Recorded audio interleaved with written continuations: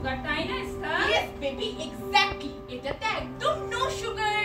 না আন্টি, এটা অনেক বেশি সুগার, আমি খাবো না। খেয়ে নাও না মা, অনেক সুন্দর হয়েছে।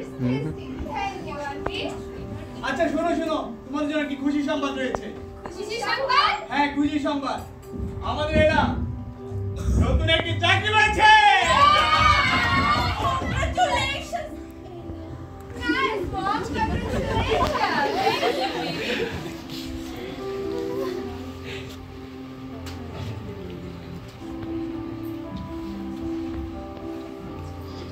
Okay, listen.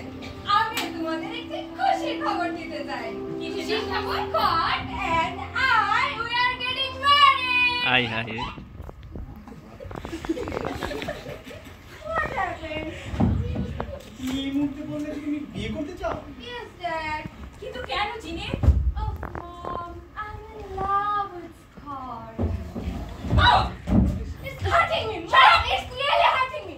Oh, আমি বলতে চাইছি তুমি এত তাড়াহুড়ো কেন করছো জিনে? Are you pregnant by any chance? What? তুমি আমাকে বলতে পারো জিনে, you know I can handle it, right? we are going to be aunties. Yes.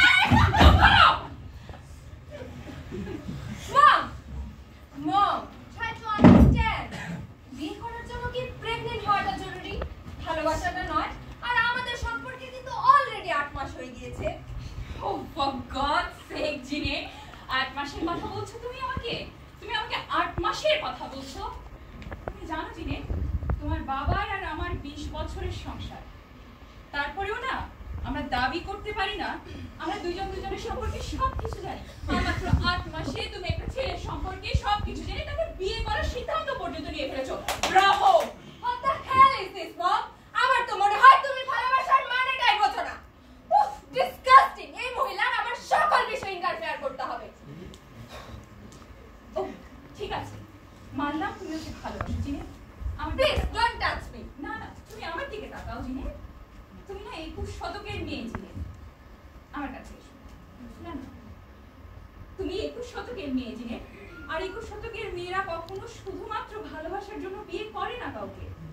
বিয়ে করা যখন সময় আসে তখন মেয়েরা খোঁজে কে একজন ভালো স্বামী হতে পারবে, কে একজন ভালো পিতা হতে পারবে জিনে। Try to understand.